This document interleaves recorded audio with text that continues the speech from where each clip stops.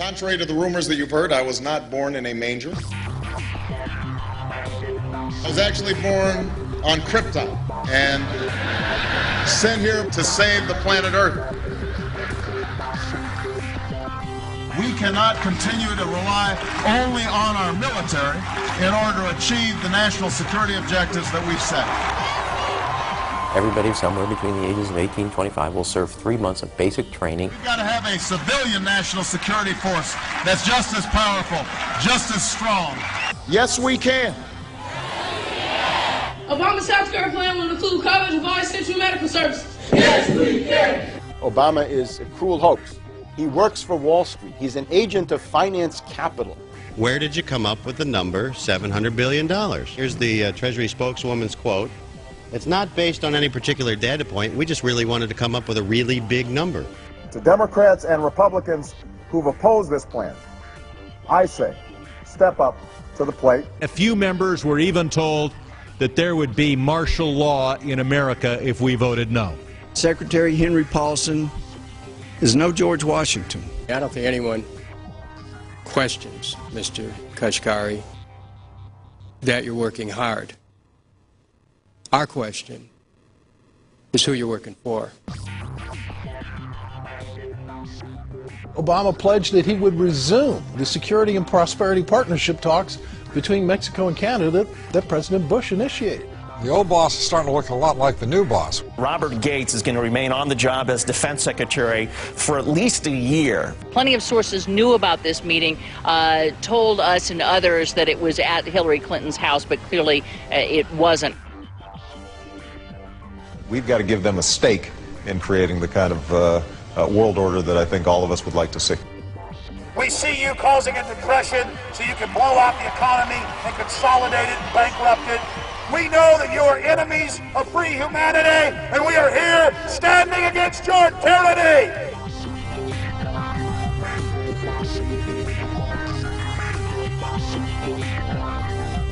The Obama deception. The truth strikes back.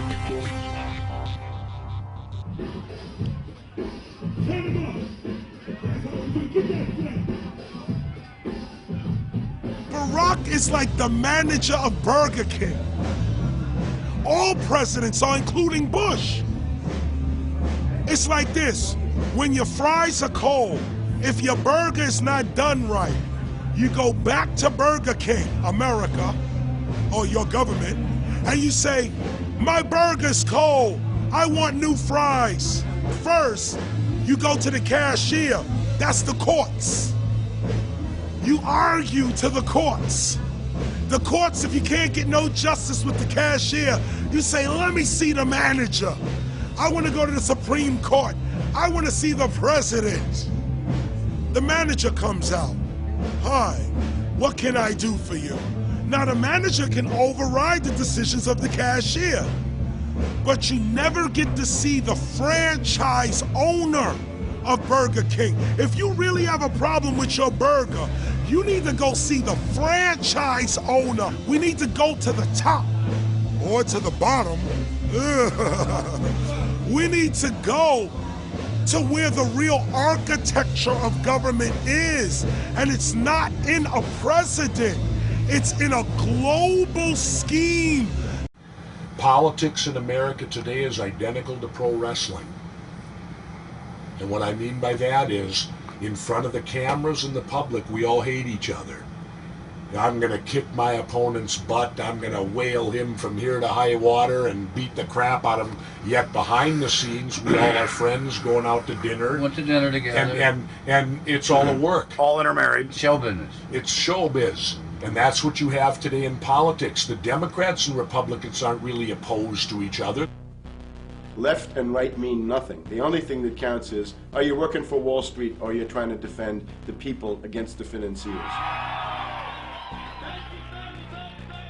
It's pretty obvious that there's some gigantic financial institutions that have been pulling the strings of politicians in this country for a long time. And there's the fact that we have it set up where they can donate millions of dollars to these guys' funds, these guys' campaigns. I mean, how do we not expect it all to go bad?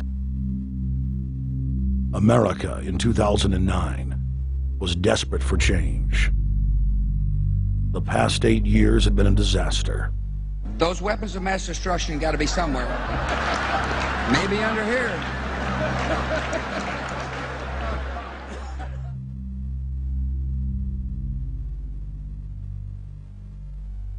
George W. Bush, who had claimed to be a conservative, had tripled the size of the federal government, shredded the Constitution, and destroyed the image of the United States worldwide. Nope, no weapons over there. Endless wars, over 1 million dead Iraqis, and more than 5,000 dead U.S. troops. The Patriot Act, warrantless domestic wiretapping and spying, the end of Posse Comitatus, the rise of the treasonous North American Union, a deepening recession sliding towards total economic collapse. These factors and other abuses had the American people in a state of panic for their future and the very existence of the United States. The elite were in trouble. The people were beginning to see through their facade, past their front man, and to the ruling elite behind the throne. For the first time in U.S. history, both parties were universally hated. Congress had a 9% approval rating. The globalist agenda had stalled. And then, onto the scene came a man who promised change. Change we could all believe in. Barack H. Obama promised to end the war and bring our troops home fast. He pledged to uphold the Constitution and to stop the federal government from spying on the American people. Candidate Obama told American workers that he was going to get them out of NAFTA and GATT. And he's already breaking those promises.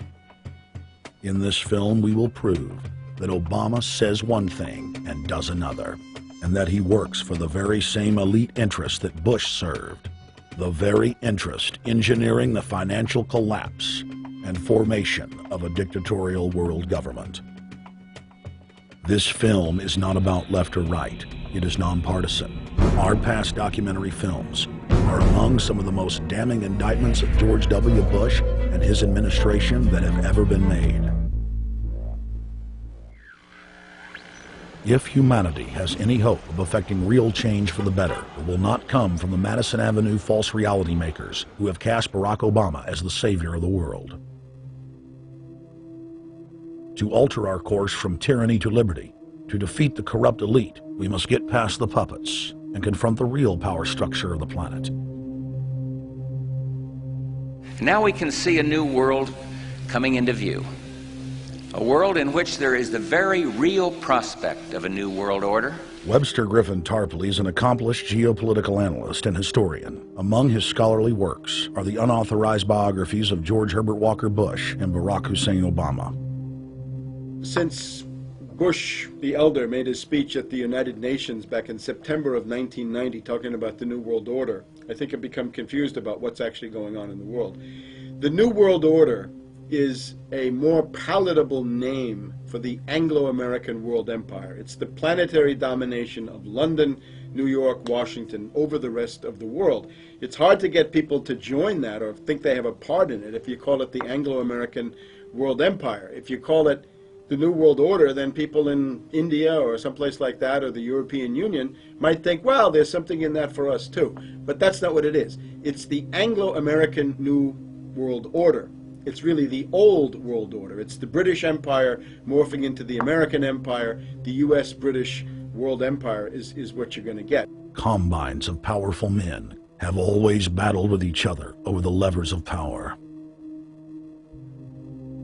Gerald Celente is recognized as one of the world's foremost trends forecasters and is the founder of the Trends Research Institute. People that are knowledgeable know that the fight that this country has been waging since its inception is for the central bankers not to take over the country. And that's why people like Andrew Jackson were elected. And that's why people revere people like Thomas Jefferson and others. The takeover's happened, and it's a corporate takeover. Agents of the Bank of England attempted to assassinate President Andrew Jackson on multiple occasions because of his resistance against a private central bank being set up in the United States. And it was something that Abraham Lincoln warned. And this is, by the way, why I believe he was assassinated. This is the Lincoln quote. "The money powers prey upon the nation in times of peace and conspire against it in times of adversity. It is more despotic than monarchy, more insolent than autocracy, more selfish than bureaucracy. I see in the near future a crisis approaching that unnerves me and causes me to tremble for the safety of my country. Corporations have been enthroned. An era of corruption will follow, and the money power of the country will endeavor to prolong its reign by working upon the prejudices of the people until the wealth is aggregated in a few hands and the republic is destroyed." Wall Street has killed Main Street. So I know how unpopular it is to be seen as helping banks right now, especially when everyone is suffering in part from their bad decisions. I promise you, I get it. Up until about the Kennedy assassination and the beginning of the war in Vietnam, the United States is a very powerful engine for world progress. It's the assassinations, the Kennedy assassination, and the others in the 1960s, the beginning of the Vietnam War, and the beginning of the absolute domination of the Wall Street Group over every other interest. Nobody else counts except the Wall Street money masters. That has now made the United States into no longer a force for progress, but something very different, often a force for destruction in the world. The military-industrial complex has taken over the country along with the Wall Street gang. If you look also at the people that Obama has put on his appointments list, it's all Wall Street. It's government of Wall Street, by Wall Street, and for Wall Street.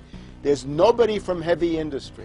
There's nobody from the auto sector, nobody from Silicon Valley, nobody from big oil, nobody from defense, no labor, no women, no retirees, no small business, nothing. It's pure Wall Street.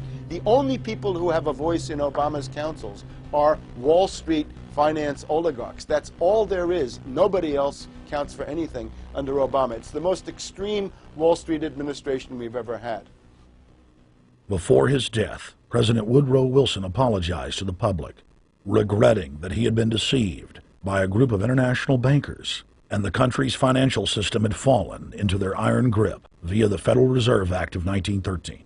Whether sought or unsought by the military-industrial complex, the potential for the disastrous rise of misplaced power exists and will persist. Dwight D. Eisenhower, he warned the people that the military-industrial complex was taking over the country. Only 3 years after leaving office, President Eisenhower's prophetic warning concerning the threat posed to our system of government by the military-industrial complex came to pass.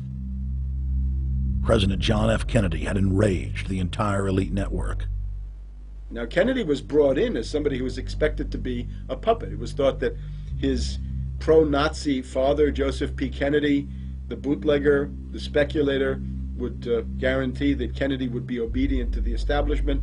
They thought that Kennedy was a sex maniac who could be manipulated through all of this, but it turned out that through his personal suffering, Kennedy had discovered a personal sense of himself which went beyond just being a puppet, and he began to think about things like economic recovery, world peace, having a space program, making deals with the Soviets, cutting the Federal Reserve down to size, and a whole series of other things. Executive Order number 11110, signed by President Kennedy, began the process of abolishing the private Federal Reserve. Kennedy was also pushing for real civil rights reform and had begun the process of pulling the troops out of Vietnam. The last time you had an actual president was Kennedy. The oligarchs took swift and decisive action. When John Kennedy attempted to take the government back from the robber barons, he was brutally murdered. The message to future U.S. presidents and leaders across the world was clear: do as you're told or die. John Fitzgerald Kennedy was the last true president of the United States. And until the globalists are removed from power, we will never have another real one. The other thing about the American presidency you've got to remember is that this is a puppet post. It's automatically going to be a puppet post. The idea that Obama is somebody who's going to come in and exercise real authority when he's obviously been chosen and given everything that he's got by these financiers. Presidents are now little more than corporate pitchmen who take all the political heat, while the controllers remain in the shadows, safe from public scrutiny. Hip-hop icon KRS-One is not just known for selling millions of albums. He has led a tireless crusade against youth violence and has been a strong voice for human rights. If they controlled it before, what makes you think they're not controlling it now? The country was on a verge of revolution. They threw a black man up. Now we like this. They give him the money, they give him the bundling, they give him vote fraud, they give him the media whores, they give him goons, they even have elected officials making threats to put people in jail if they criticize Obama in public. All of this is the mark of a puppet.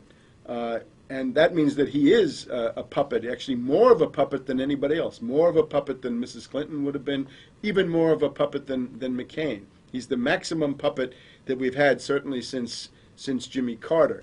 They put a black face on the New World Order, and now we all happy. KRS ain't buying it. In the real executive power structure, the president serves the military-industrial complex. It's self-owned by the international bankers. If there's a revolution, the population just throws out the prime minister or president. The elite stays in power because the public is never aware of who the real enemy is. In Evian, France in 1991, standing before the Bilderberg Group, the apex of the world government power structure, David Rockefeller defined the New World Order as a system of world government serving the international banking elite. For decades, the banker-owned media would attack anyone who dared to warn the public that a dictatorial world government was being constructed right under their nose, and that national sovereignty was being deliberately destroyed. And now, after years of denial, the media and the elite themselves are proudly announcing that not only is world government real, but it is the answer to the financial crisis that they carefully engineered. Suddenly, the Wall Street Journal tells us that the North American Union is here, and that getting rid of the dollar for a common currency with Canada and Mexico is good. The Financial Times of London, published by a member of the Bilderberg Group, crowed that a dictatorial world government had been kept in the shadows for our own good, and that it was now time for it to emerge from behind the curtains of national security. White House Chief of Staff Rahm Emanuel stated on record that they can't let this crisis go to waste. You never want a serious crisis to go to waste. And what I mean by that, it's an opportunity to do things that you think you could not do before. And Henry Kissinger, who gave Barack Obama his first job out of college, told national television that the economic collapse was a great opportunity to bring in the New World Order. He went on to say that Barack Obama was the perfect person to sell it to the world. But he can give a new impetus to American foreign policy, partly because the reception of him is so extraordinary around the world. I think his task will be to develop an overall strategy for America in this period when really a new world order can be created. It's a great opportunity. It isn't just a crisis. In June of 2006, our team traveled to Ottawa, Canada, to gather intelligence on the shadow government's agenda for the coming years. I think that's the Queen. Investigative journalist and best-selling author Daniel Estulin had been tracking the Bilderberg Group for more than 16 years. His moles inside Bilderberg informed him that the elite were planning to first run the price of gas up to $150 a barrel, unimaginable in 2006. He also reported that after suckering the middle class back into the stock market, the group was going to implode the subprime mortgage market and destroy public confidence.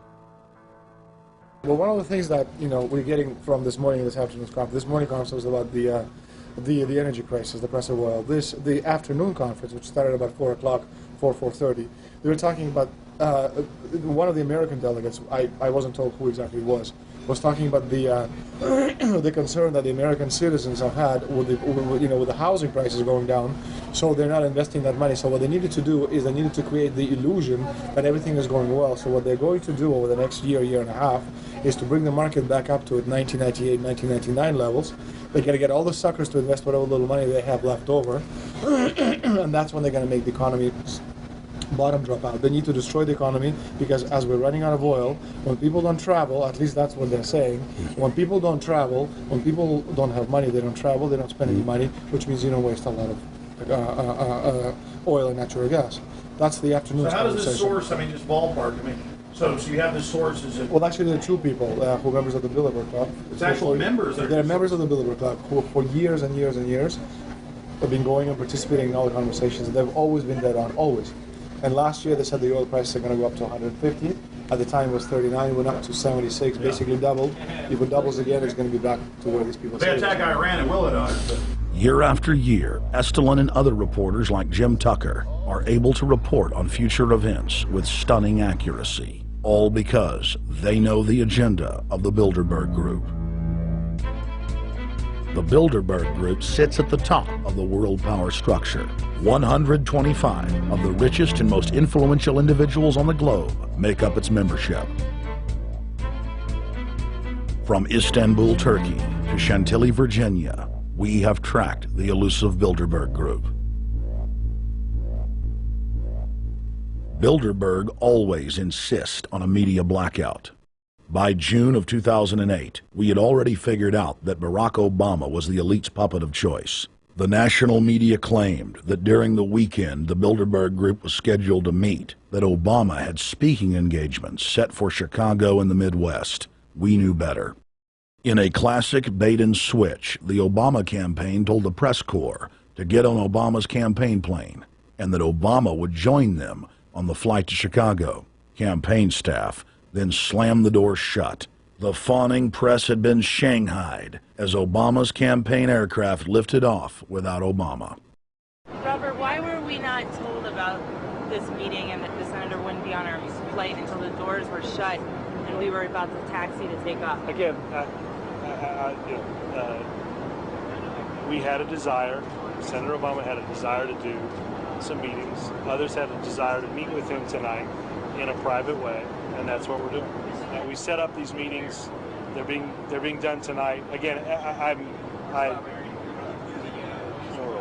Is there more than one meeting? Is there more than one person with whom? I'm not going to get into all the details of the meetings. I don't know that I've got a ton more different answers for all of your questions. Obama wasn't going to Chicago. He had a meeting to attend, a secret meeting. Initially, it was believed that the secret meeting took place at Clinton's Washington, D.C. home. Obama's spokesman denied that, but won't confirm where the former rivals met. He also declined to comment on their topics of discussion. For a day and a half, the mainstream media engaged in a wild goose chase, trying to find out where Hillary and Obama had gone. 3 cover stories later, the corporate press had to admit they had no idea where the 2 candidates had gone. And to this day, Clinton and Obama aren't talking. Plenty of sources knew about this meeting, told us and others that it was at Hillary Clinton's house, but clearly it wasn't. In 2008, the trail led us to the Westfields Marriott Hotel, right outside Washington, D.C. We just flew into Washington, D.C. We're driving to the Westfields Marriott. Tomorrow, the hotel's closed throughout the week into the weekend for the Bilderberg Group meeting. We're going to check in the night before. They're going to kick us out tomorrow. So we're going directly into the belly of the beast. The hotel will be filled with at least 5 spy agencies: CIA, Defense Intelligence, Mossad, European Union security. We checked into the Westfields Marriott 48 hours before hotel guests were scheduled to be thrown out ahead of the annual meeting. The building was nestled in the heart of the military-industrial complex, with the National Reconnaissance Office and Raytheon just a stone's throw away.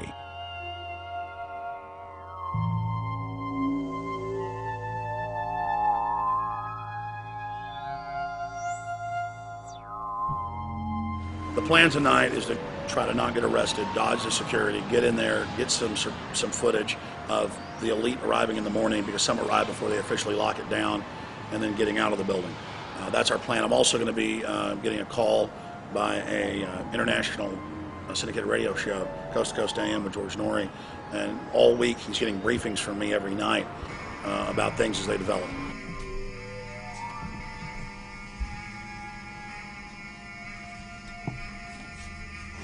George, we're sitting here in the room. As the phone rings with your producer, Tom Danheiser, to put me on, the fire alarm goes off.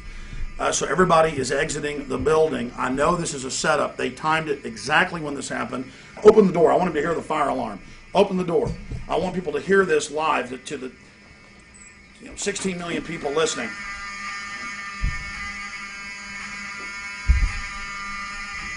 George, do you hear that? Now, they're going to use this as an excuse. The Westfields Marriott, right outside D.C. in Chantilly, they want to use this to flush us out of here. They're very upset. Everybody that covers Bilderberg, I was detained 2 years ago, interrogated, screamed at. They said Bilderberg was upset about me, wanted to stop us. This is guaranteed. Everywhere we go, we're followed. We have another hotel across town as a base of operations. They were there questioning us, getting in our faces. We're being followed everywhere. I need everybody's support right now. I pray to God they don't try to set me up. They may have tried to concoct this as some way to say, look, they didn't leave during a fire drill, assessing me knowing I would stay and do the interview. But again, the moment the phone rang with Tom Danheiser, the moment the phone rang, the guys answered it, I'm standing there, the alarm goes off. It's going off right now. The guests are exiting the hotel out there. Of course, there's no fire. This is just absolutely insane. I noticed, too, that there was over 100 security people here today, but tonight we got back and it was a total ghost town, and this is what's insane.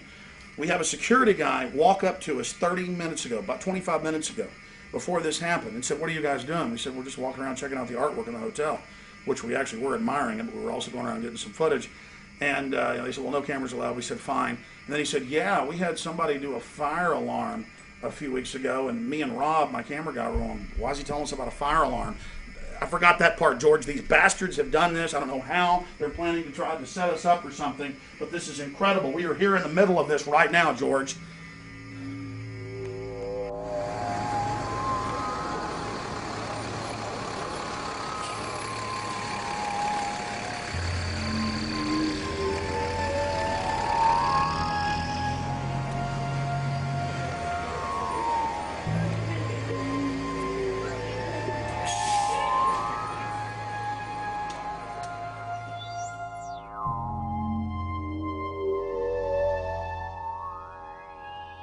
There you go, stay there, keep it locked.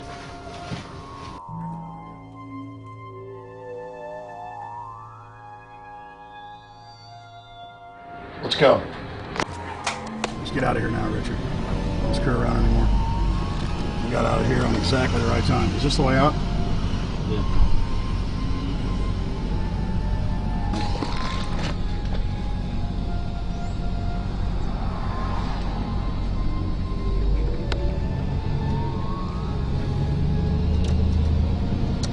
Car up behind us.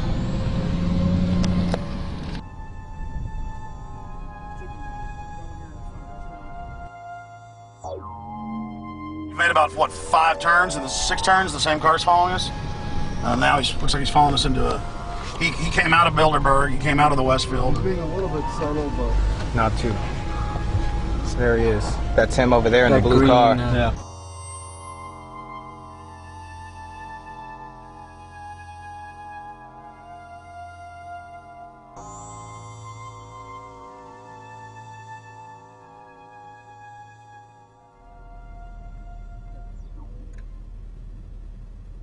We're headed back to the Marriott here in Chantilly, Virginia, the scene of Bilderberg 2008.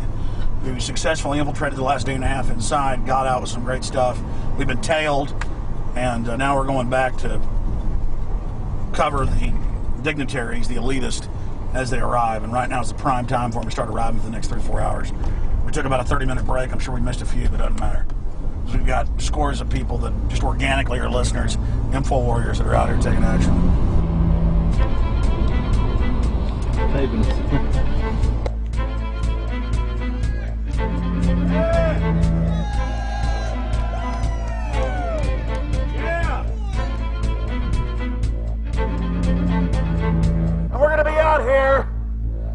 3 days while you try to chart the future of our destiny. We're taking our destiny back. You're not our gods or our masters. We witnessed at least 7 convoys of armed Secret Service entering the Westfields Marriott, and internal sources confirmed that both candidates did attend at least one meeting inside the conference. While the Bilderberg Group was 100% successful in 2008 at keeping their name out of the mainstream media, they did not fare as well when it came to the exploding independent press. During the entire 2-day event, anti-New World Order protesters and alternative media encircled the hotel. You are being exposed everywhere! From David Rockefeller, from John Edwards, from Bill Clinton. Your game of secrecy is over! You're gonna pay! Get him! It's up close! You piece of filth! You piece of trash! This is Bernanke, man! Bernanke, you're going down!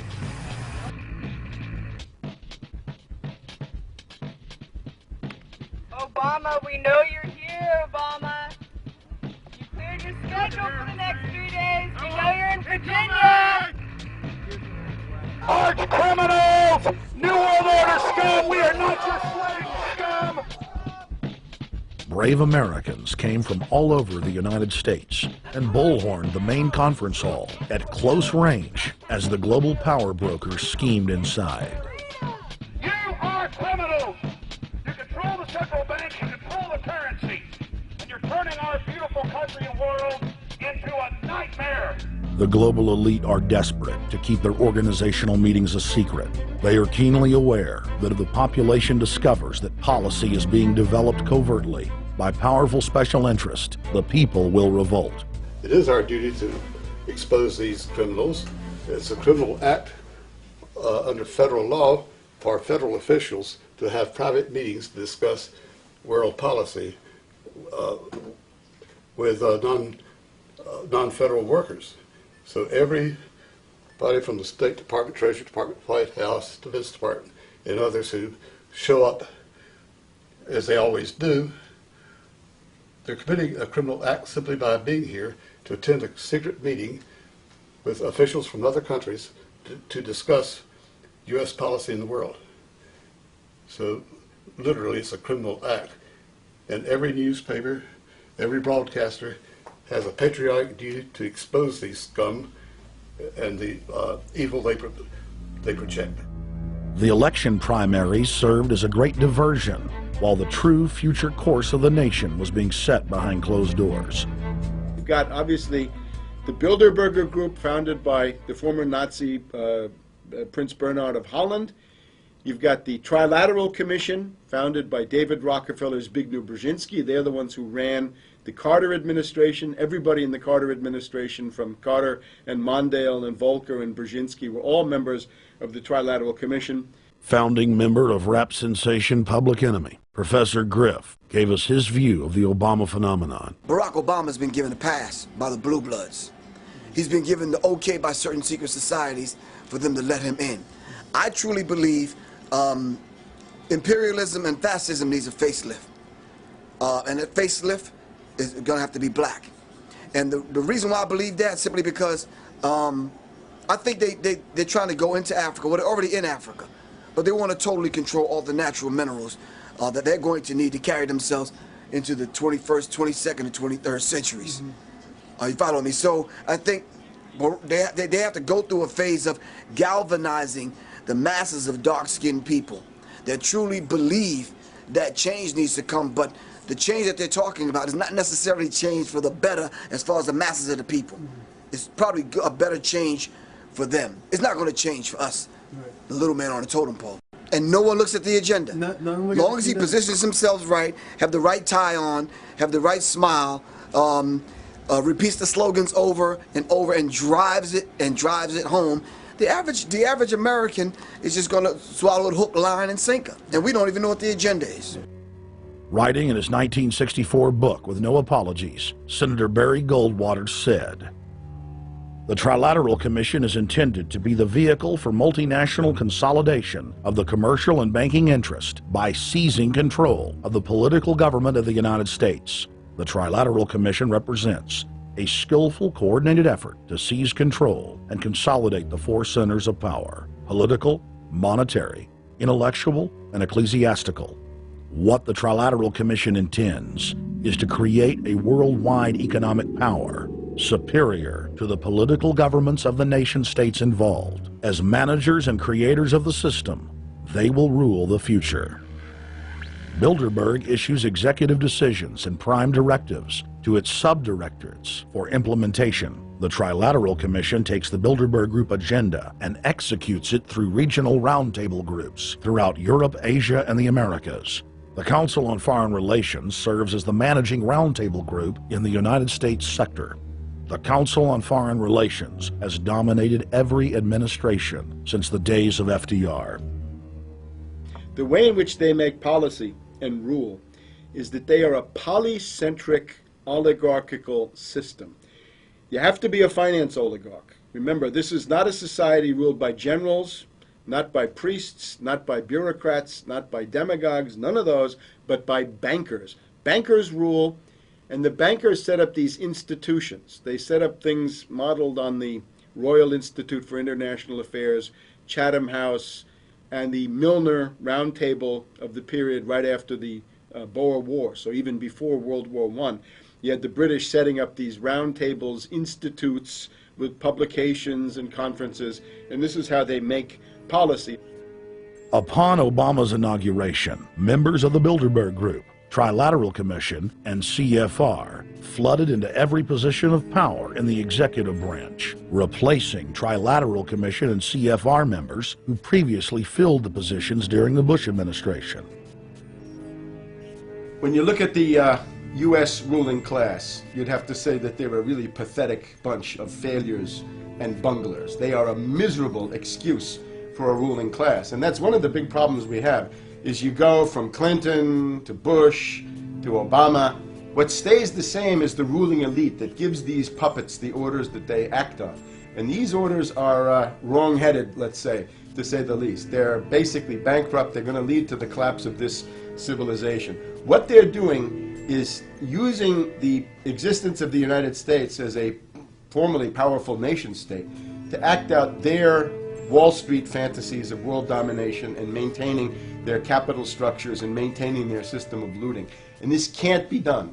So the basic question is, they've hijacked our country and you got to take it back from them. You've got to drive Wall Street out of the government, and at that point you'd have a reasonable chance of getting back to prosperity and some kind of peace and order in international affairs. We had a chance to speak with economist and author George Humphrey.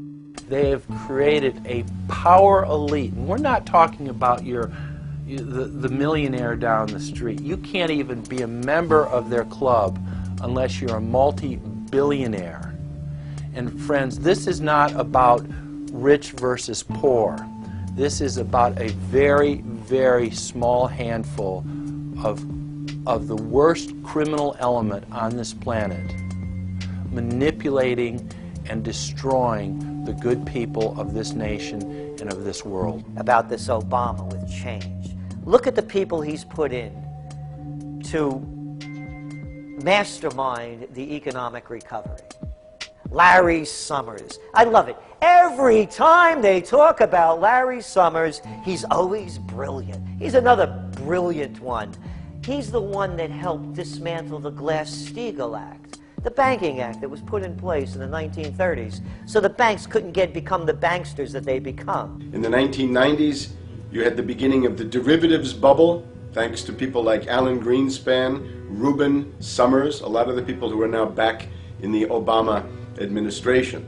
And the derivatives, I think, are the centerpiece of this entire problem today. These are the same people, Geithner from the Treasury Department. Could you imagine that? Now we have the U.S. Treasury Secretary, who also is a Robert Rubin protege of the Larry Summers Group, that dismantled Glass-Steagall and broke apart the regulations that would have prohibited the banks and brokerages from becoming these criminals. He was the former president of the New York Federal Reserve, And now he's our Treasury Secretary? And as we all know, the Federal Reserve is as federal as Federal Express. It's a private bank. And now we've put this guy in charge of it? I mean, Wall Street has hijacked Washington in broad daylight. Every single one of his appointments support the status quo. Every one of his appointments are there to screw the American people. Every single one of his appointments are people who are working to bring down the Republic and the Constitution of this country. Secretary of the Treasury, Timothy Geithner, Bilderberg Group and Trilateral Commission member. Secretary of State, Hillary Clinton, is a Bilderberg and CFR member. She is also married to Trilateral Commission member William Jefferson Clinton. Ambassador to the United Nations, Susan Rice, Trilateral Commission. National Security Advisor General James L. Jones, Bilderberg, Trilateral Commission, and CFR. Deputy National Security Advisor Thomas Donilon, Trilateral Commission, CFR. Special State Department Envoy Henry Kissinger, Bilderberg Group, Trilateral Commission, and CFR. Chairman, Economic Recovery Committee, Paul Volcker, Bilderberg Group, Trilateral Commission, Council on Foreign Relations. The Director of National Intelligence, Admiral Dennis C. Blair, Bilderberg Group, Trilateral Commission, CFR. Secretary of Defense Robert Gates, Bilderberg Group, Trilateral Commission, CFR. Deputy Secretary of State, James Steinberg, Bilderberg Group, Trilateral Commission, CFR. State Department Special Envoy Richard Haass, Bilderberg Group, Trilateral Commission, and President of the CFR. Obama Presidential Advisor Alan Greenspan, Bilderberg Group, Trilateral Commission, CFR. State Department Special Envoy Richard C. Holbrooke, Bilderberg, Trilateral, CFR. And the list goes on and on. Even if Barack Obama were the most wonderful person in the world, he was groomed and brought to power by the global elite to carry out their agenda. Humanity must look past Obama and realize that presidents come and go, but the shadow government and their program of global enslavement continues. How could people be so stupid and gullible to believe a bunch of political people? So people who voted for Obama were trying to express, I think, first of all, something worthwhile. The hatred for Bush, Cheney, the neocons, the desire to punish the Republicans for their adventures, their police state, and their economic depression. The second question was on the economy. People felt that Bush was selling them down the river into a world depression. He is, of course, the new Herbert Hoover in that regard, so they were trying to get something different from that. The tragedy, of course, is, and this is really why Obama was groomed and prepared over a period of almost 30 years now, that Obama is there to frustrate and to deceive all of those hopes. Obama is a cruel hoax. He's a bogus sham. He's an absolute denial of everything that you'd expect from an American president. It is very disturbing to see well-meaning people falling for high-tech propaganda over and over again.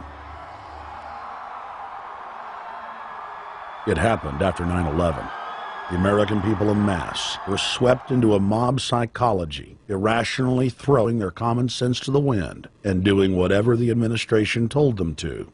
The general public eventually caught on to the fact that George W. Bush was a deceitful thug and that the economy was in free fall.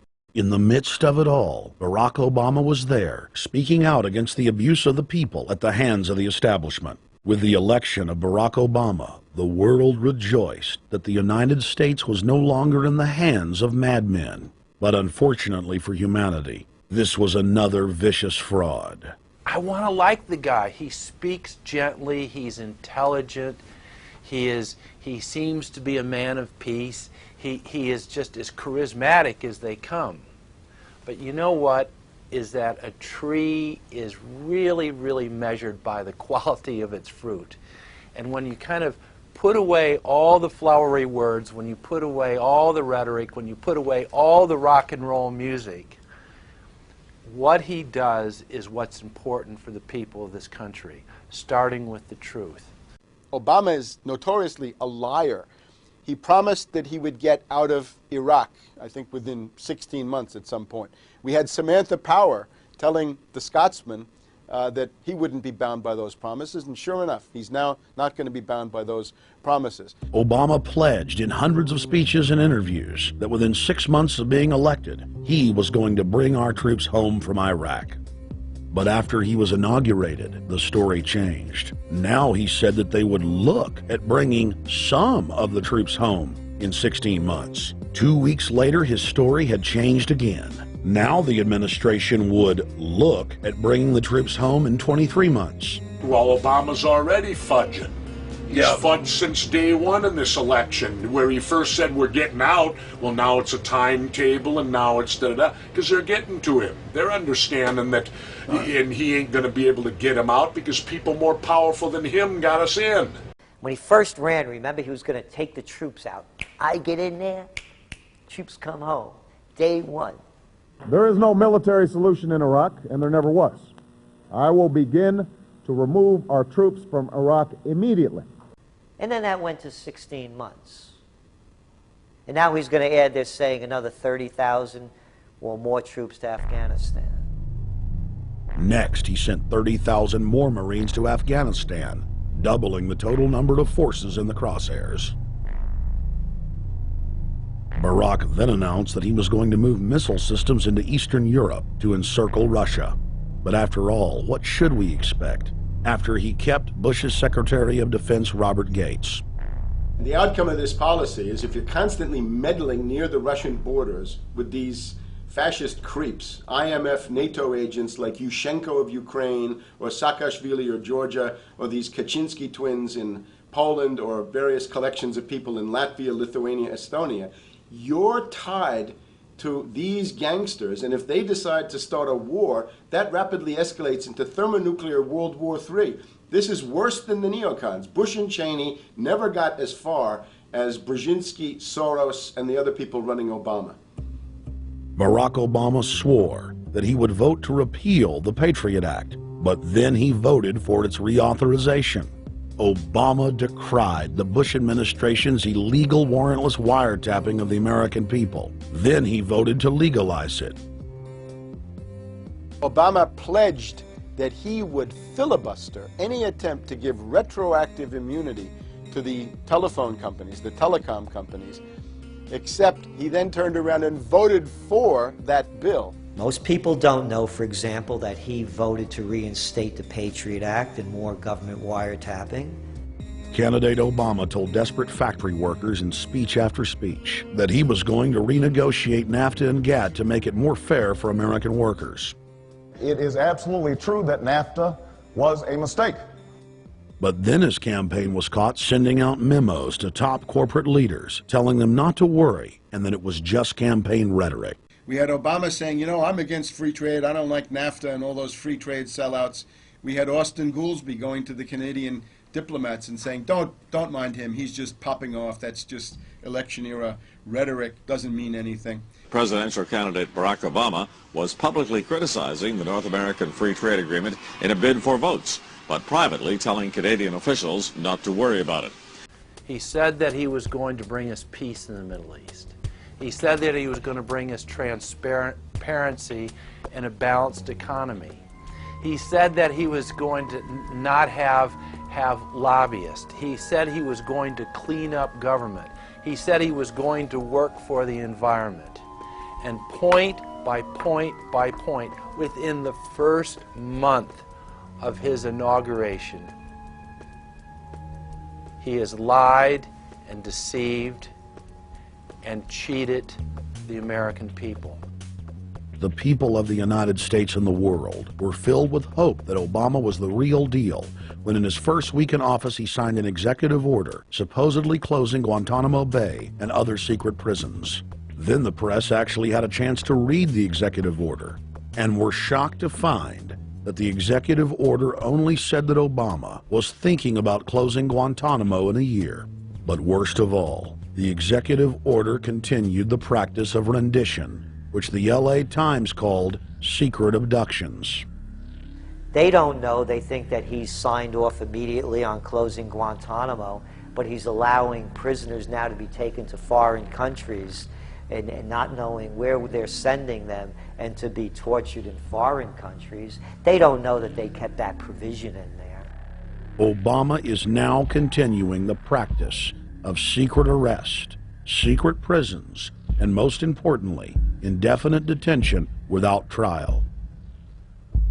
When a British High Court said that it was preparing to release secret British and U.S. torture orders that prove that the Bush administration was ordering personnel to systematically abuse detainees, Barack Obama threatened to cut off all U.S. intelligence ties to England. To add insult to injury, he stated that the program was important to national security, not only endorsing Bush's crimes, but continuing them.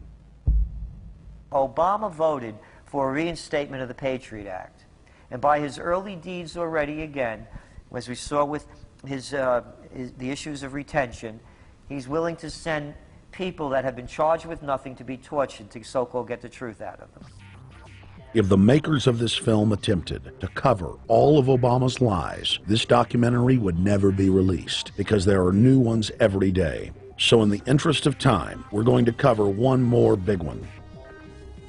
Barack and his handlers made the cornerstone of his campaign, keeping lobbyists and donors out of his administration. Within hours of being elected, Obama did a 180 and filled the White House and federal government with lobbyists and donors at all levels. Obama picked William Lynn, the top lobbyist for Raytheon, to fill the number 2 position at the Department of Defense. Timothy Geithner, former president of the private Federal Reserve Bank of New York, was picked by Obama to be Secretary of the Treasury. Geithner promptly crammed the Treasury Department full of lobbyists, like his chief of staff, Mark Patterson, formerly the top lobbyist at Goldman Sachs. Obama appointed top lobbyist to the Saudi royal family, George Mitchell, as the lead Middle Eastern envoy. Obama appointed the king of Wall Street lobbyists, Leon Panetta, to head up the CIA. Obama tapped Tom Daschle, top lobbyist for healthcare firms, to run the Department of Health and Human Services, and the list goes on and on. Then, 3 weeks into his administration, Obama launched a new lie, more outrageous than the previous. With Academy Award-level conviction, he said that he was upset about the banker bailout, which his own chief of staff, Rahm Emanuel, another former Wall Street executive, had engineered. Obama said that he had signed an executive order capping the CEO's salaries of those who had taken the bailout money. There was just 2 problems. All the major banks and brokerage firms were exempt, and the new order only dealt with any future bailouts. And those were to be on the honor system. What gets people upset, and rightfully so, are executives being rewarded for failure. AIG, Bank of America, and Citigroup, which have received billions in bailout money, don't fall under this plan. Only banks negotiating future agreements with the government will be restricted. But this appears to be built on an honor system, and White House Press Secretary Robert Gibbs had a hard time explaining how enforcement would work. Well, let me get, I will get clarification from Treasury on that. Generally speaking, this is already the biggest liar and the biggest disappointment that we've seen in recent history. And again, qualitatively beyond the rather low standards set by Bush the Elder and Clinton in terms of delivering on promises. Bottom line, Obama is a fantastic actor and an even better liar. His track record is clear. He has done the opposite of everything he told the people he would do. They'll make up one lie after another. And if you believe these people, knock yourself out. I don't believe a word they say. Within 1 month of the passage of the first banker bailout bill, the press reported that over $5 trillion had just disappeared out of the U.S. Treasury. By December, the amount of money that had been stolen had reached $8.5 trillion. The leadership of both political parties circled the wagons and would not discuss where the money had gone. In the bed! In the Informed Americans protested the private Federal Reserve System at all 38 of their regional governorship offices. Arrest Bernanke and Paulson! Arrest all the criminals that stole the banker bailout money! It was refreshing to see people standing up against the real power structure, not being distracted by the elite's frontmen like George W. Bush and Barack Obama. We traveled to Dallas, Texas to cover We the People taking on the real enemy. Hey, I want to talk to the workers up there on the parapet. The ones smoking cigarettes and just jump back. You're with the American people, we know that. But understand, ask the workers inside. You're not in a federal government building. You're in a private Federal Reserve that uses that name as a fraud. That'd be like if my first name was Federal Reserve Jones. I'm still not the federal government. I'm not a federal agency. But if I said my name was Federal Reserve, I could go out and pay off politicians and get them to allow me to get into power so I could issue the currency and credit, and then I could buy up the world. That's what these criminals have done. A lot of people think that the Federal Reserve is already part of the government. They're not. It's controlled by cliques of unelected, unaccountable bankers meeting in secret. Most of these people have never even been through the formality of a Senate hearing or a Senate confirmation. They claim that they're part of the U.S. government. They masquerade as if they were part of the U.S. government. But in reality, this is a purely private operation. Jackals, hyenas, raptors, all of them loyal, not to the American people, but to the Wall Street banks, which is where most of them come from. Everyone is pointing to Barack right now, President Obama, as saying, you got to get the economy together. You got to get the economy together. When in fact, the president has very little to do with the economy. It's the Federal Reserve Chairman that at least sets the policy. That's a privately owned company, the Federal Reserve Bank. They set the agenda. These guys are masquerading as a federal institution. They are a private banking consortium, and this is their front, their holding company. The Federal Reserve is not federal. It's a front for a private banking cartel. That's on record in congressional testimony, and they're the ones orchestrating the economic collapse we're seeing right now, so that's why we're here. While at the In the Fed rally outside the Federal Reserve Bank in Dallas, Texas, we spoke with Ron Paul's brother, Wayne Paul.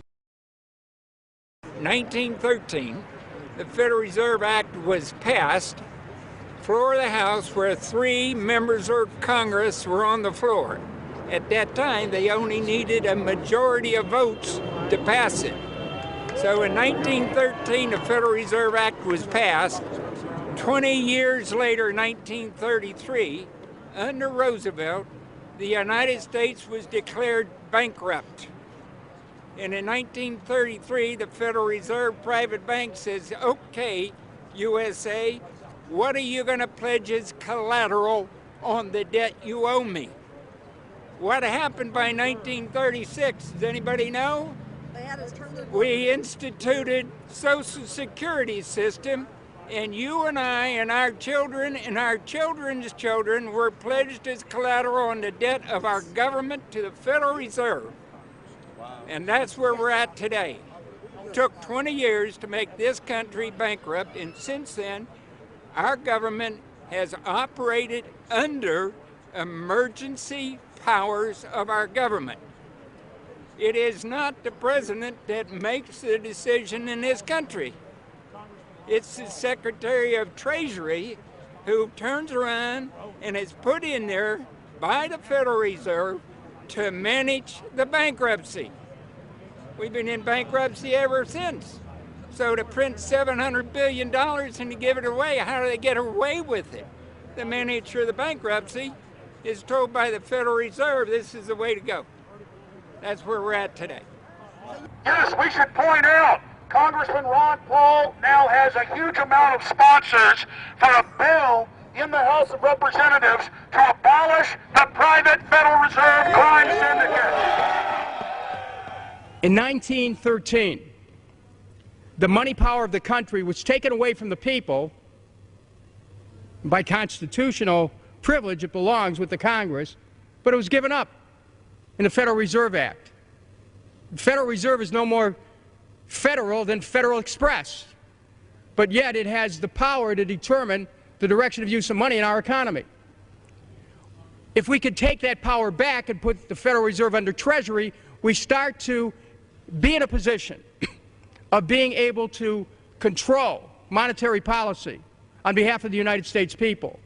The Federal Reserve is totally private, and Alan Greenspan 2 weeks ago on PBS on Lair NewsHour said on record that they are above the law, the Congress, the President, everyone.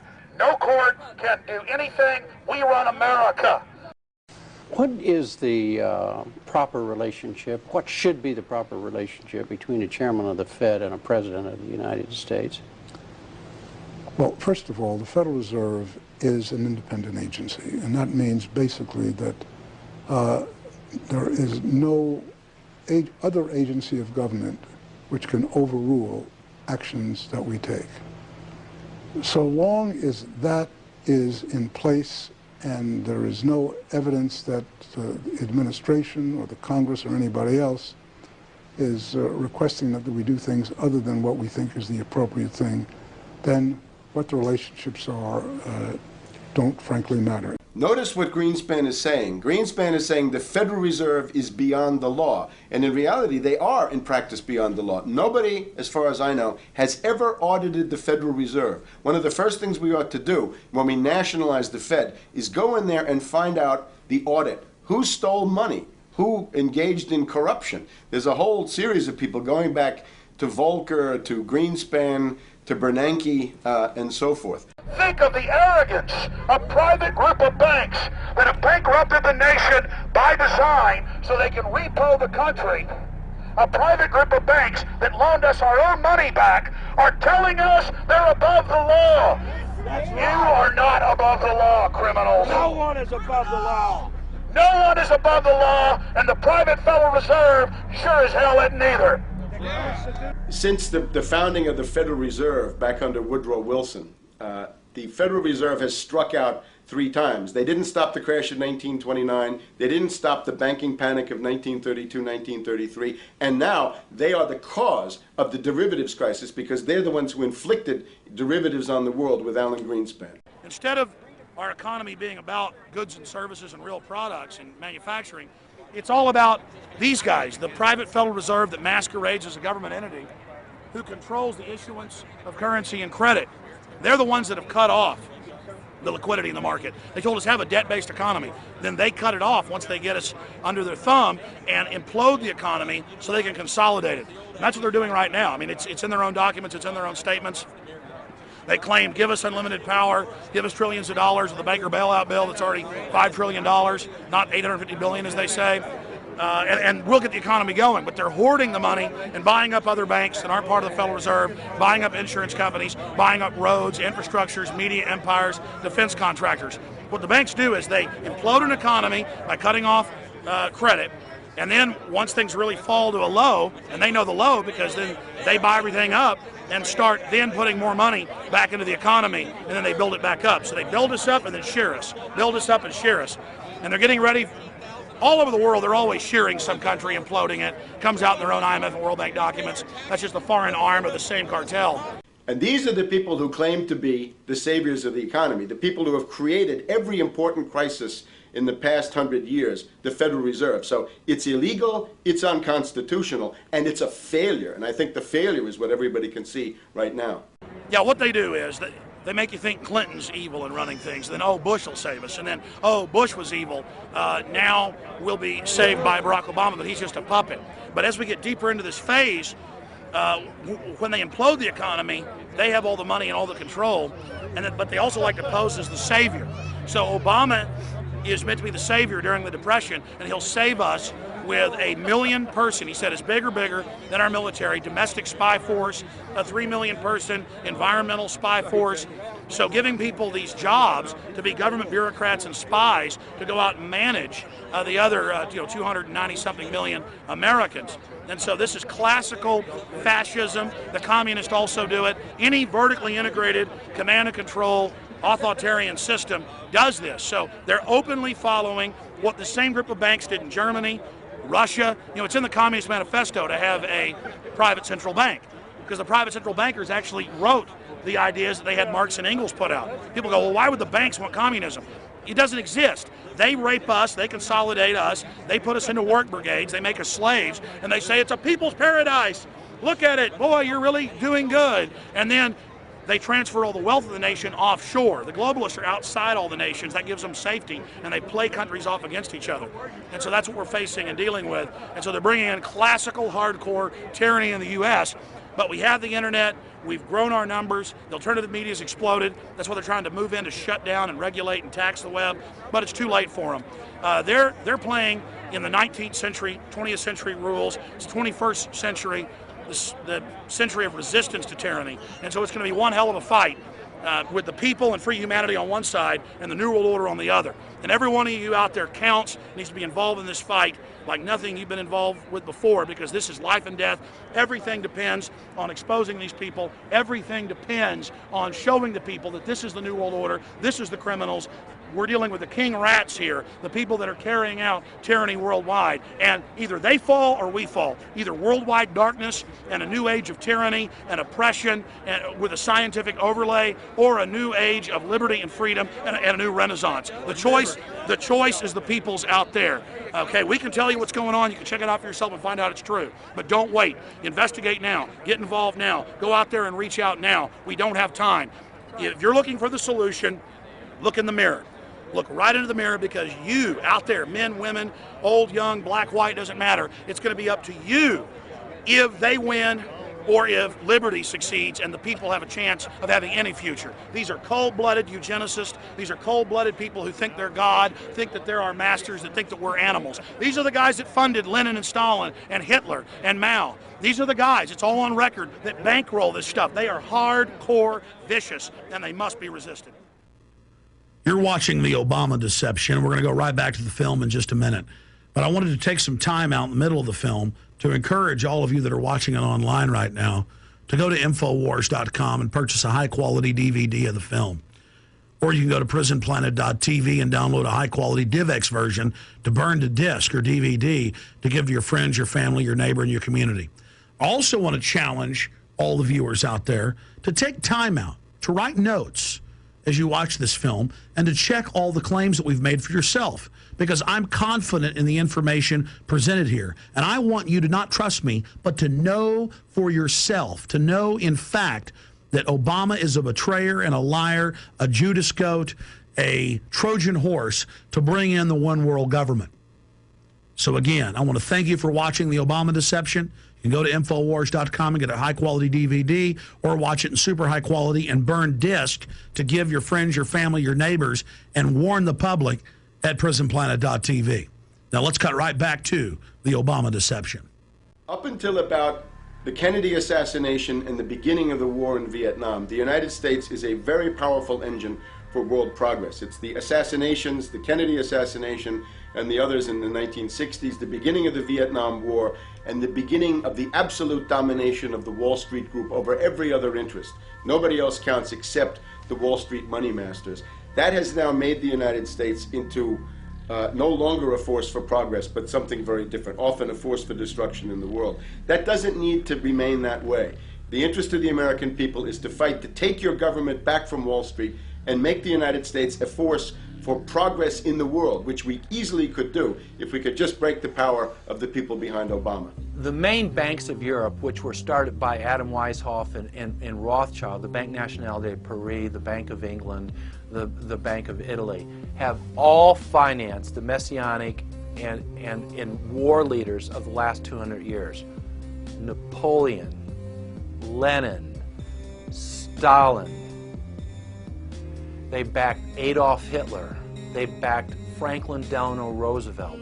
And they are backing right now Barack Obama. The banking cartel had established a beachhead in 1913 through the Federal Reserve Act. In 1947, they set up a parallel shadow government through the National Security Act. From 47 on, the national security state began the long process of absorbing federal and state bureaucracies, while at the same time undermining the constitutional power of Congress and dominating the executive branch. By controlling the issuance of currency and credit, the private Federal Reserve was able to buy up most of the Fortune 500. And if a company wouldn't sell, the bankers would unleash federal regulators to run them out of business. Private central banks in Europe, the United States, and England took taxpayer money and loaned it at over 30% interest to third world nations. The bankers would then bribe the leaders of those countries not to pay back the loans. Their third world puppets would sign agreements stating that when the country defaulted, the banks would be given all the natural resources and infrastructure of the once sovereign lands.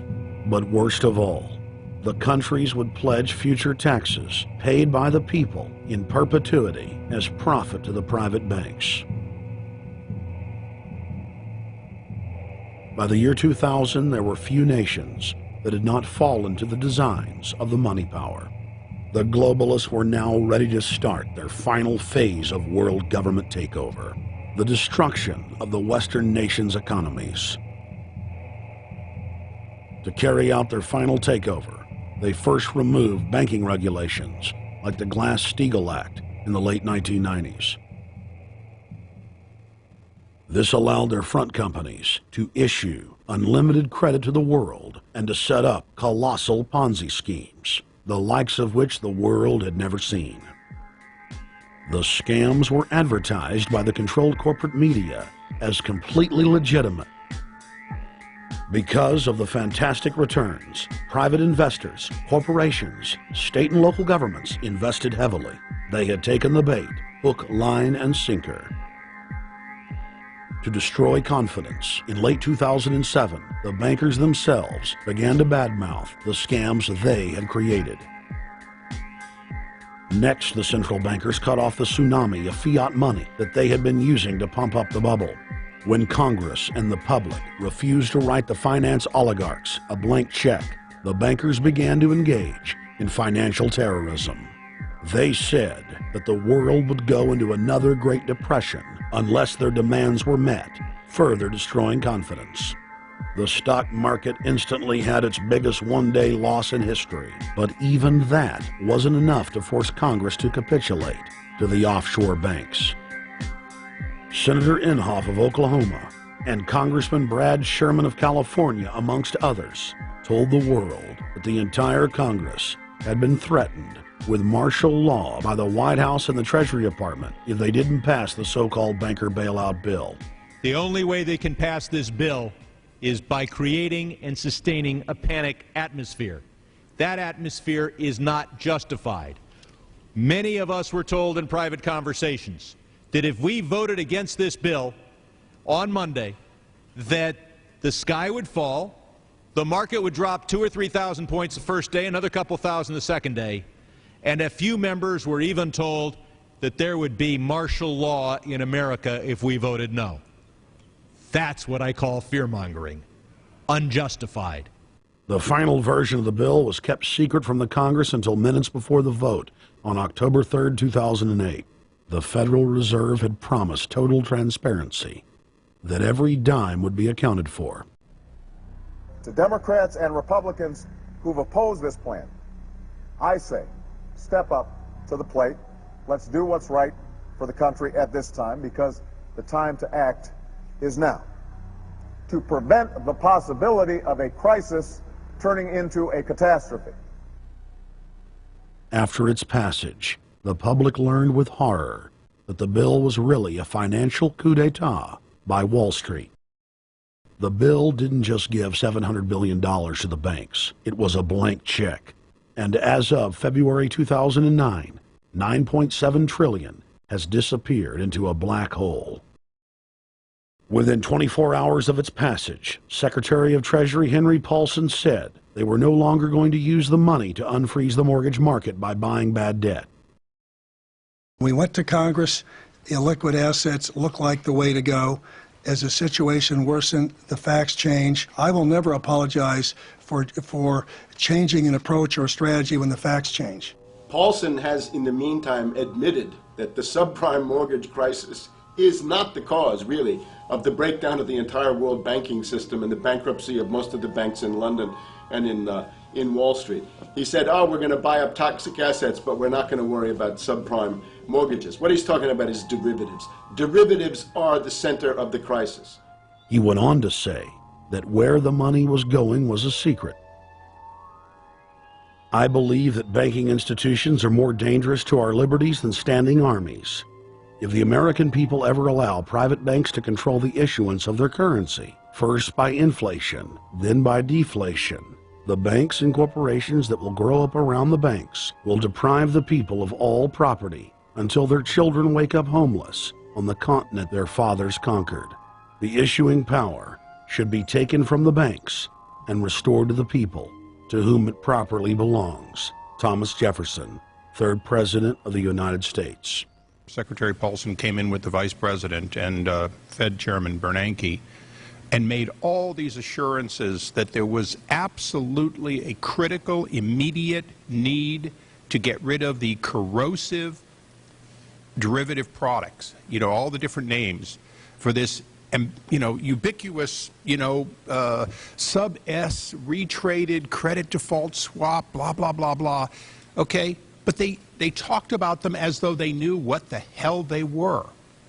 You got the money and you immediately said, what items, what auction? Now, the Treasury just basically cut that out of the bill. And what we have here is a situation where banks are hoarding the money that they're getting from the TARP. They're using the money to purchase other banks. And all of a sudden, the Treasury sent a signal to the banks, forget about it. We're going to give you the money that you want, and you do what you want with it. Unless you direct it specifically, it's not going to happen. I don't think anyone questions, Mr. Kashkari, that you're working hard. Our question is who you're working for.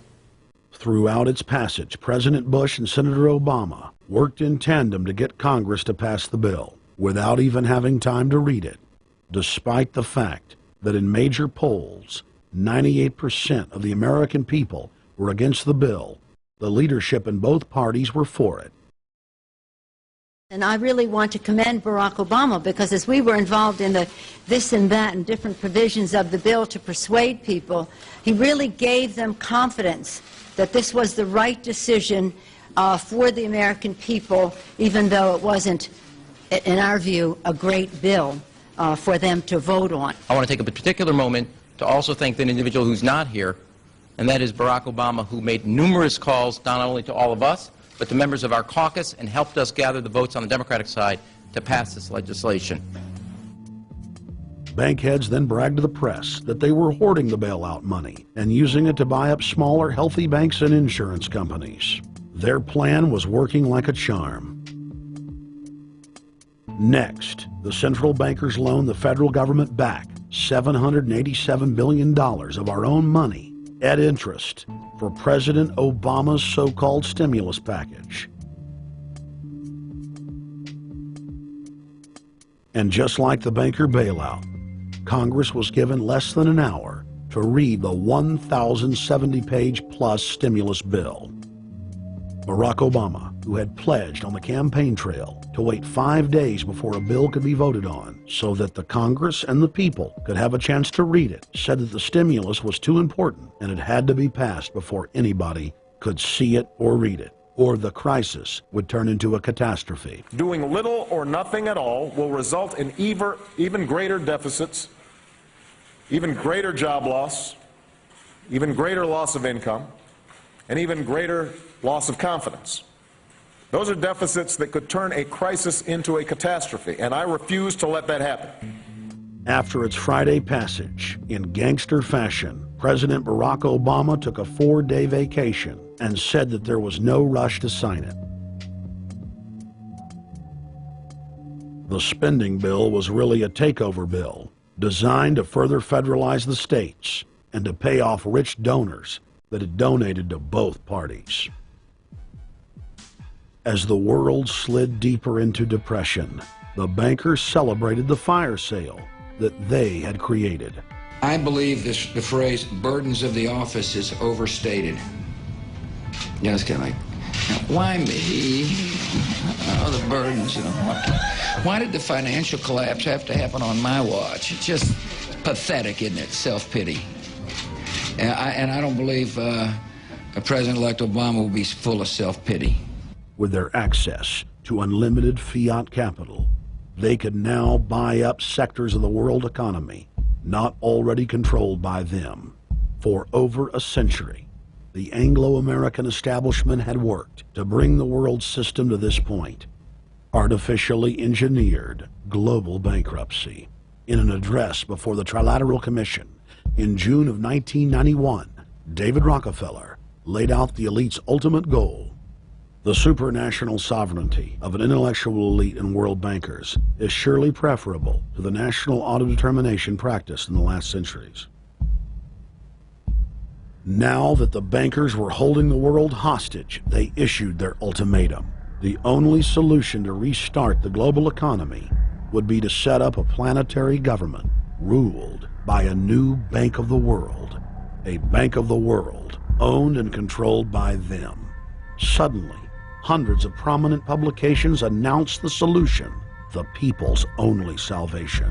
Time magazine, in an article titled "The New World Order," said that the new super bank would control the world's currencies and set interest rates, and that the new bank would, quote, knock the heads of bad countries like the United States. At a meeting of central bank heads and finance ministers dubbed Bretton Woods II, the plan for world government was unveiled by the very bankers that had engineered the collapse. Formerly sovereign countries would now pay their taxes directly to the banking cartel. Hundreds of new carbon taxes, controlling every facet of human activity, would only be the beginning. Now all the elite had to do was to sell the public on accepting the final phase of their takeover. And it's Obama's job to sucker the public into standing down so the bankers' agenda can move forward unhindered. Never before in U.S. history has the media gotten behind a president like they are behind Obama. The press has pulled out all the stops, bestowing a crown of infallibility upon Obama as the savior of the people. The elite are betting everything they've got on Obama's charisma and hoping that he can sell the world on their program of tyranny. Yes, there have been differences between America and Europe. No doubt there will be differences in the future. But the burdens of global citizenship continue to bind us together. A change of leadership in Washington will not lift this burden. In this new century, Americans and Europeans alike will be required to do more, not less. Partnership and cooperation among nations is not a choice. It is the only way.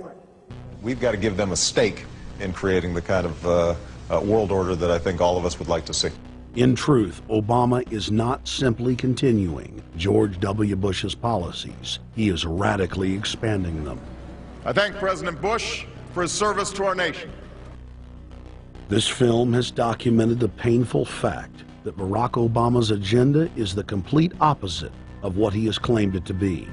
Now we will reveal what Barack Obama and his controllers' true agenda is. Number one, bring the United States under the complete regulatory control of a private offshore superbank known as the Bank of the World. More than 100 new taxes are now being developed under the umbrella of curbing greenhouse gases. The new taxes will be paid directly to the private bank consortium. At the producer level, taxes will be paid on farm animals' flatulence. At the consumer level, there will be carbon taxes on all forms of meat, beef, poultry, pork, and fish. All cars will be fitted with satellite tracking boxes that will tax driving by the mile. And an added tax will be placed on all fossil fuels, including motor oil and natural gas. All plastic products will have a carbon tax added. Outdoor space heaters and fireplaces are to be taxed. All electricity produced by coal-powered plants will be taxed. Under the cap-and-trade system, citizens will be forced to pay taxes on thousands of products to private cap-and-trade services owned by Al Gore and other elitists. There will be taxes on light bulbs, water, trash pickup, air travel, train travel, bus, ship, medicine, steel production, mining, clothing, laundry, asphalt are just a few of the new taxes to be levied. But to truly transform our economy, to protect our security and save our planet from the ravages of climate change, we need to ultimately make clean, renewable energy the profitable kind of energy.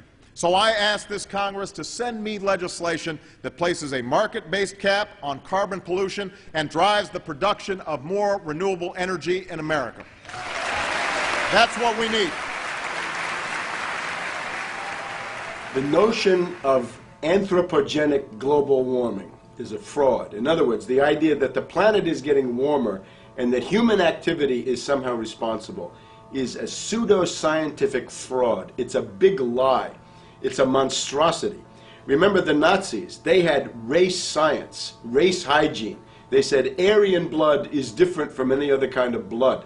This was, of course, idiocy, a fantastic piece of nonsense. Today, we've got something similar. Global warming caused by human activity, and the answer to that is carbon tax plus cap and trade, according to the wishes of Al Gore, Prince Charles, and basically the entire world banking community, the world oligarchy. What they're trying to do with that is to perpetuate the current system where bankers rule the world, financiers rule the world, and the rest of us get the crumbs from the table. But remember, if you try to put on cap and trade and a global warming carbon tax with the idea that you're going to save the polar bears, what you're going to do is destroy human society. You're going to cause genocide on a massive scale. The deaths will be measured in the hundreds of millions and indeed in the billions. Just the idea of global warming means that there'll be no development for Africa, no development for the poorer parts of Southeast Asia, and no world economic recovery of any kind ever in our entire lifetime. So it's important to expose and fight the pseudo-scientific fraud of global warming. One more point about this. You don't need a climatologist to know that this stuff is a fraud. I'm a historian. I can tell you, in the last 1,000 years, we had a period of very warm temperatures called the medieval warm period, where all kinds of grapes and semi-tropical stuff was growing very far into the northern hemisphere. That was about 1100, 1200. It happened to correspond with an all-time maximum of sunspots. Right now, we can say that we're going into another maximum period where there'll be some warming, but we're well within the limits of the medieval warm period. About 1600 to 1650, there was an ice age in northern Europe. The North Sea was filled with ice. The German and Dutch ports and the English ports were filled with ice. That corresponds to an all-time minimum of sunspot activity, the Spörer minimum and the Maunder minimum. So this has largely got to do with solar activity. We can see that other planets, not just the Earth, are warming slightly as a result of increased solar activity. But we're well within the minimum. So what the oligarchs claim to be an open and shut scientific case is a piece of pseudo-scientific nonsense, and it should be rejected.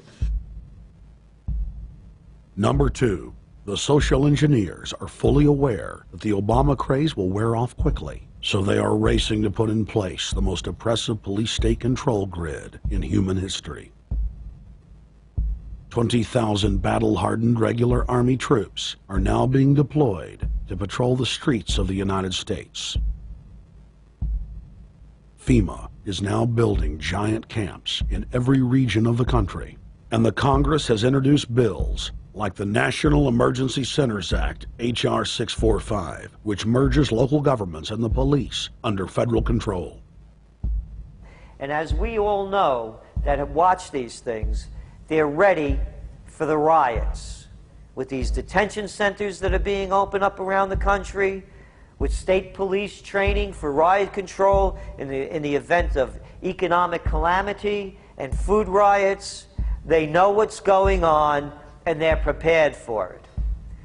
So people better also prepare for it themselves. Anyone that's not prepared for what's going to happen, they deserve what they get, because there's enough information out there pointing to the problems, and they should take all precautionary actions.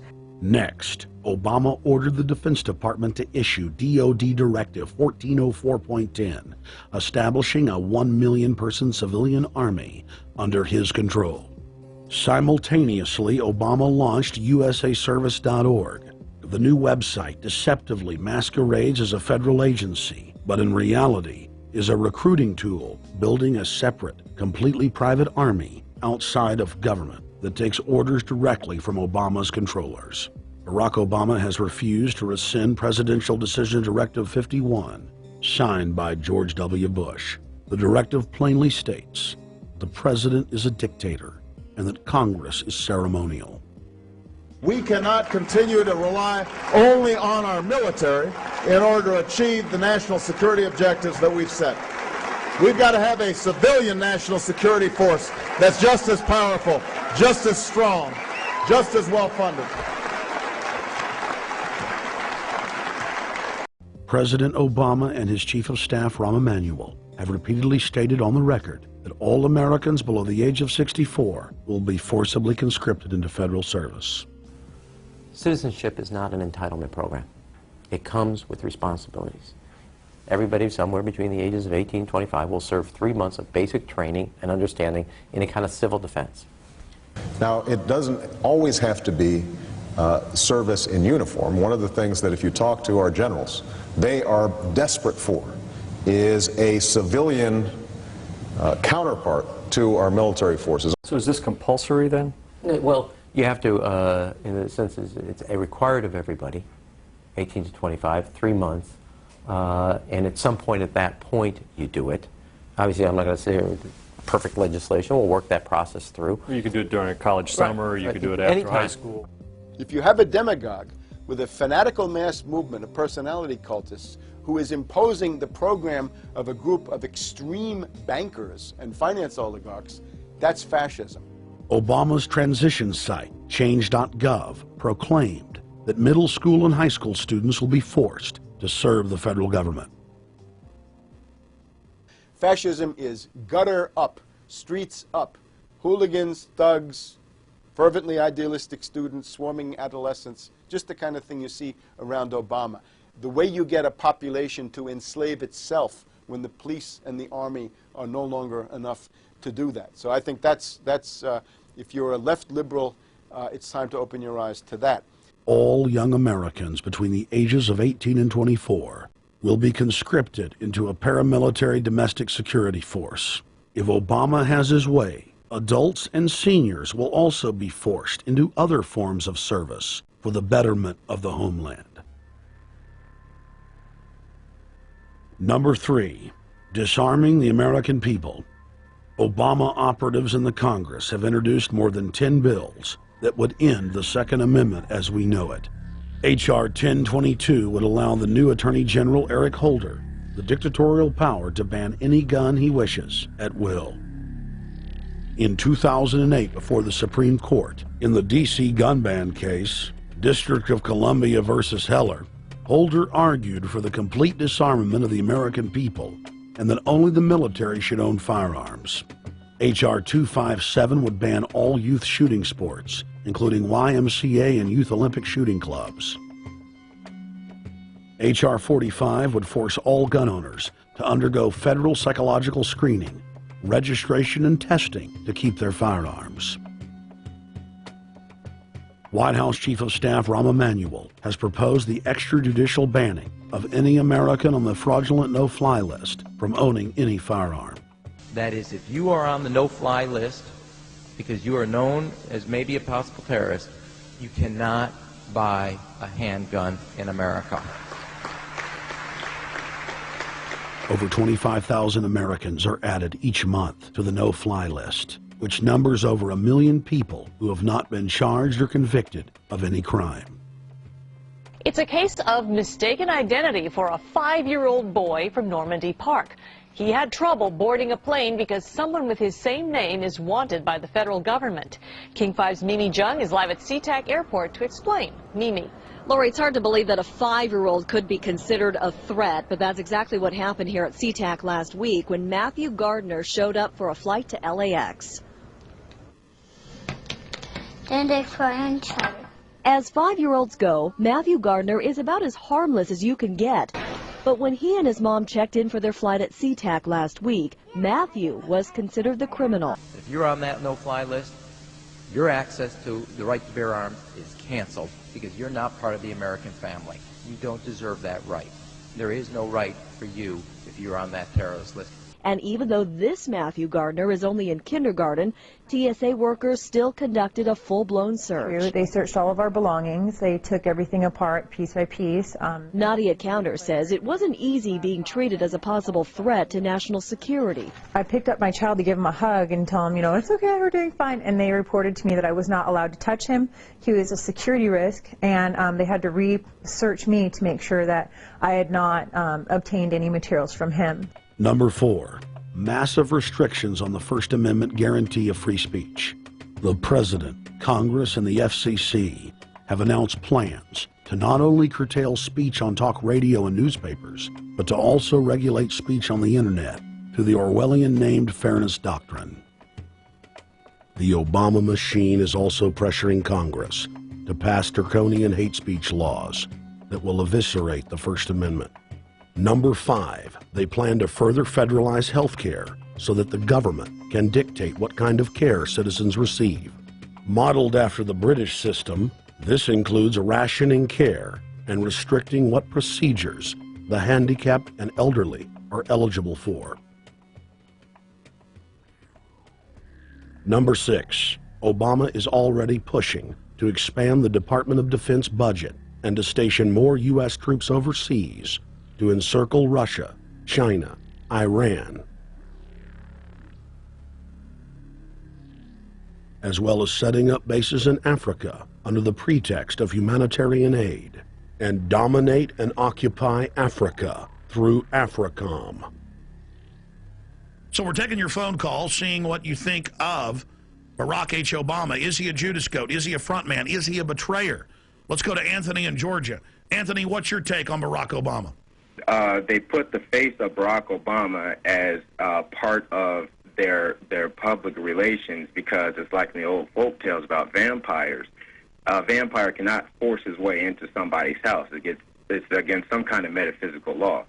So the vampire has to persuade the resident of the household to open the door and invite him in. So they're going to look at the peephole at Barack Obama, which looks like them and appears to be on their side. They're going to say, okay, here's my ally. Let me open the door and let me let this person in.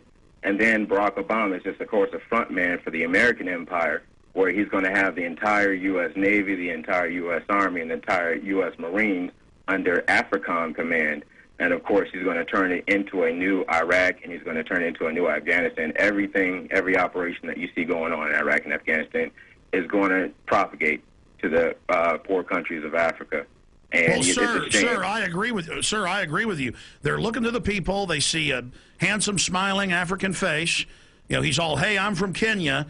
And then it's a total bait and switch. But it's the same thing here in the United States where they would get sellout Native American chiefs to sell out their people. This is the oldest trick in the book.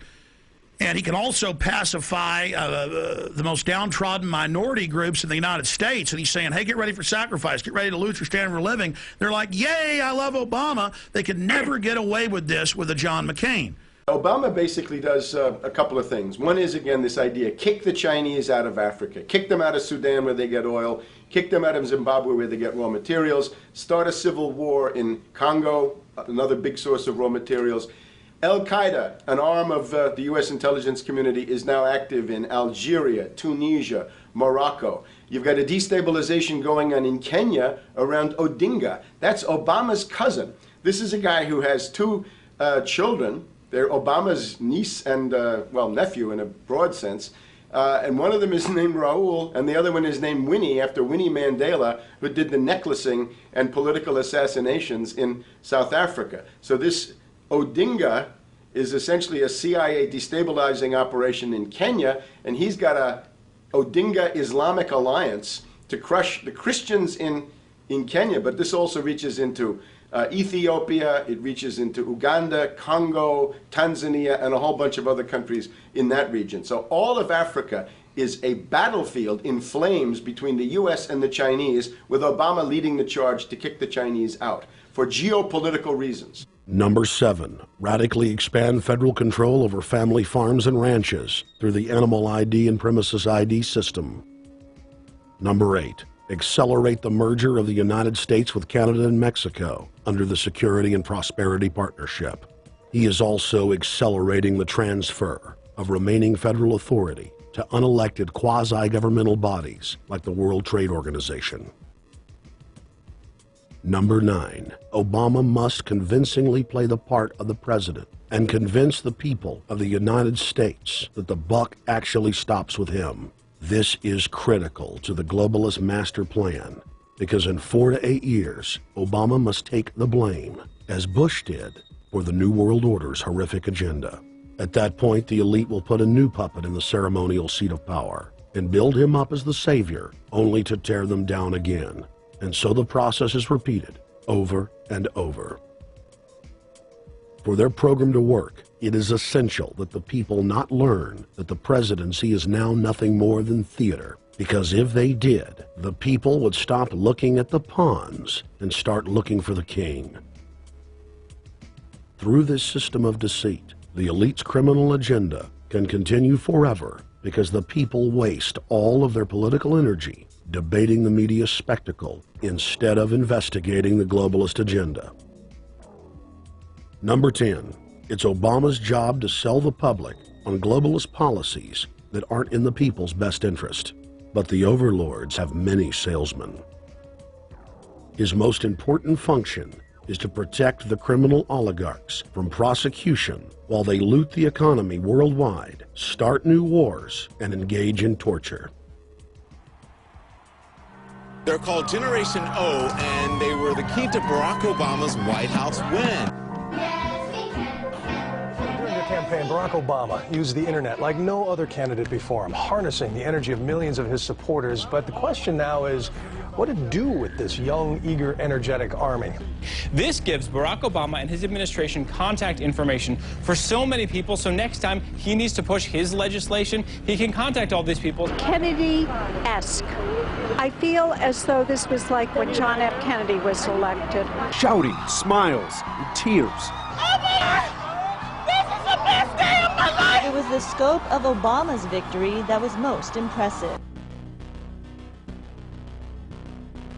I saw a photograph of Obama playing basketball, and I said, you know what? I see him as a leader, and that's the world that's in his hands.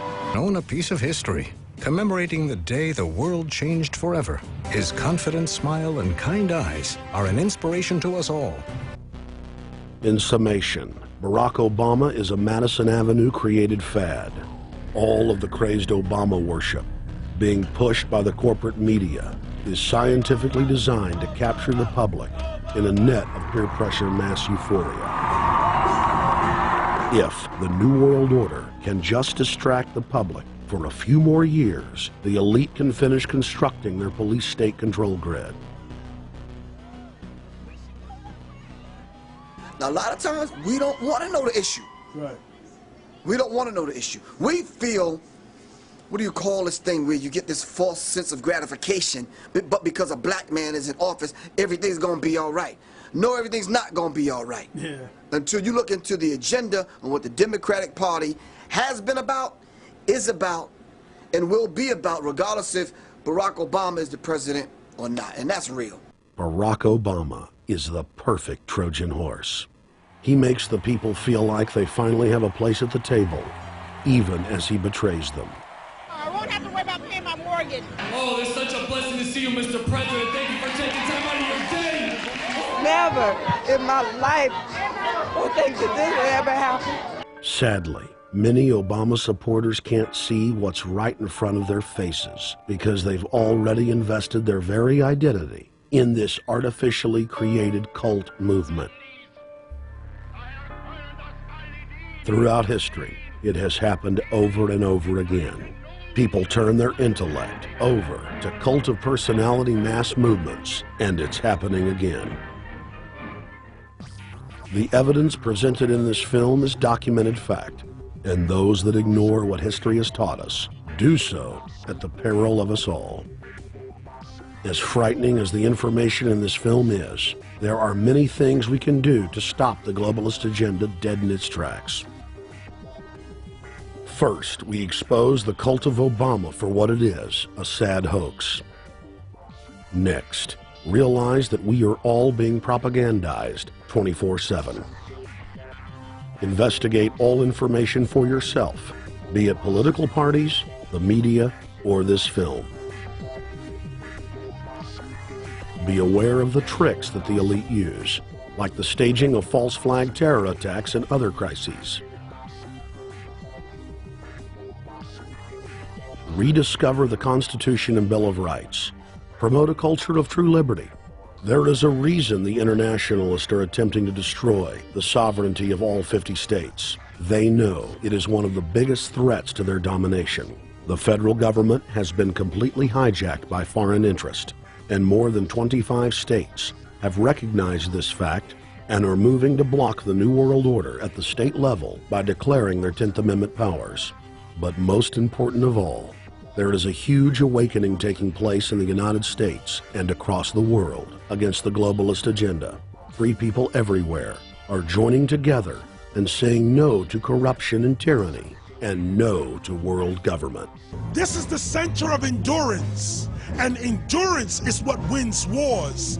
Not how many people you kill, but how long can you endure. George Washington lost almost every battle he had, but he endured. He out-endured the British. And that's how the battle was won, endurance. And each and every one of you watching this, every single one of you, is just as important as the people who were our founding fathers. As that you are just as important as the Sons of Liberty who met in the 1770s to philosophize about freedom, to philosophize about a republic, to philosophize about a truly free country with a republic. There's 1 billion people on the planet. It only takes one to change it. Are you the one? There may be everybody in your classroom bugging out. Your whole school may be on fire with kids wild and bringing guns at, but are you the one? Nature has a way of abundance. Nature puts out a lot of stuff looking for the one. So if you're going to go along with the trend of let's just kill each other, let's disrespect each other, then you're part of nature's plan as well, to be part of just the excess. But if you think more of yourself than just being the excess, you'll do more for yourself. Are you the one? Everybody's not gonna make it, but you have an opportunity to save yourself. Well, we don't have to look back thousands or even hundreds of years to see how dangerous this present day situation is. We can look back to Bolshevik Russia. We can see the takeover by the Bolsheviks talking about the people's revolution, talking about the positive change. And Lenin came in and then Stalin. The fact is that over 40 million Russians between 1925 and 1940, good Russian, people who were Christians, people who had their own businesses, people who were educated, they were exterminated because they had their own business, because they were educated, because they believed in God's law. We can look over at Germany. Germany was in a very, very terrible economic situation, and this very charismatic leader called Adolf Hitler comes in. He makes the roads good, and he promises a better life for the people. And within 10 years, you see a completely nationalized, centralized, dictatorial situation where millions and millions of people were exterminated. And then we can go to Maoist China. Mao came in, he promised change, he promised a better life, and within 5 years, 60 million Chinese were exterminated. They don't teach that. They don't teach that in the schools these days, and it wasn't that long ago. And I pray to God that this will not happen in the United States. And the way it won't happen is if you and your friends and all of us together take action to say no. This country is too precious. It's too wonderful. It's too good of a place to lay down as a victim. Greatness could arise once we break the shackles of the government that's holding us back. One thing America has more than any other country is an entrepreneurial spirit. One thing we have more than any other country is the ability to be innovators. You know, if I was born in Italy, I wouldn't be the trend forecaster I am today because I would have been locked into a culture of thinking one way.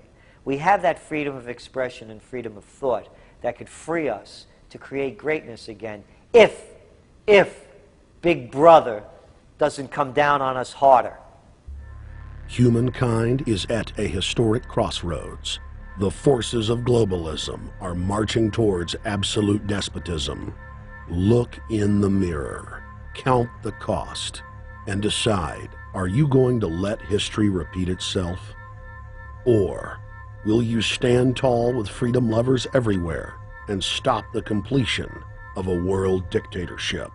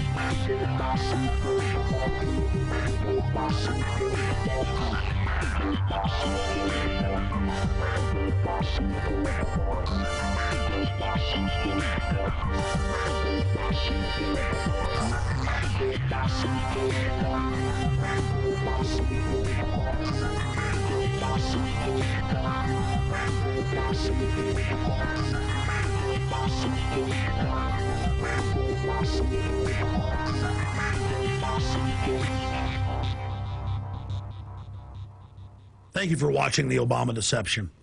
I want to challenge all of you out there who are shocked by this film to take time out to research the claims of this documentary so that you will discover that we've told you the truth and that, frankly, it's far worse than we could even present here in the limited time we had. And once you find out the claims in this film are true, I want to ask you to do the only thing you can do. Spread the word. Warn your friends and family, your neighbors, about this deception, about this betrayal. We have to warn the people that Barack Obama, despite his fancy teleprompters and his silver tongue, is nothing more than a New World Order front man, a pitch man, selling you tyranny. Please get the high-quality DVD at Infowars.com. Make copies of it. Get it out to people. Wake them up. Let them know the threat. Let them know what the New World Order and the global banking system is doing. Download high-quality copies at PrisonPlanet.tv. Whatever you do, get the truth out to the people. Because as Thomas Jefferson said, all that evil men and tyrants need to flourish is that good men and women do nothing.